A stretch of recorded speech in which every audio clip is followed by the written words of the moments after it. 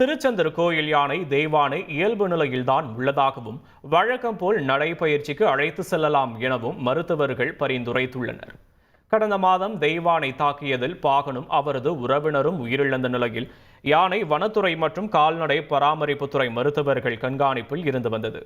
கடந்த வாரத்திலிருந்து யானை சாதாரண நிலையில் உள்ளதாக மருத்துவர்கள் தரப்பில் தெரிவிக்கப்பட்டது.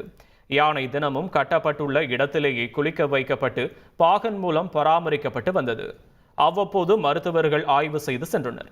இன்றைய தினம் மீண்டும் வனத்துறை மற்றும் கால்நடை பராமரிப்புத்துறை மருத்துவர்கள் யானையை பரிசோதித்தனர். அவர்கள் வழங்கிய பழங்களை யானை உற்சாகமாக சாப்பிட்டது. இனி யாரையும் தாக்க மாட்டாயே என பாகன் கேட்க தாக்க மாட்டேன் என்பதை போல் தலையாட்டியது. இந்நிலையில் யானை இயல்பு நிலையில்தான் உள்ளதாகவும் அதை தினமும் வழக்கம் போல நடைபயிற்சிக்கு அழைத்து செல்லலாம் என்றும் பரிந்துரைத்த மருத்துவர்கள் முதற்கட்டமாக பக்தர்கள் குறைவாக உள்ள சமயங்களில் அழைத்து செல்வது நலம் என தெரிவித்தனர். தொடர்ந்து யானை தினமும் குளிக்கும் சரவண பொய்கையில் யானையை பராமரிக்க ஒரு குடில் அமைத்தால் யானை இயற்கை சூழலில் இருப்பதை போன்ற சூழல் ஏற்படும் என மருத்துவர்கள் பரிந்துரைத்துள்ளனர்.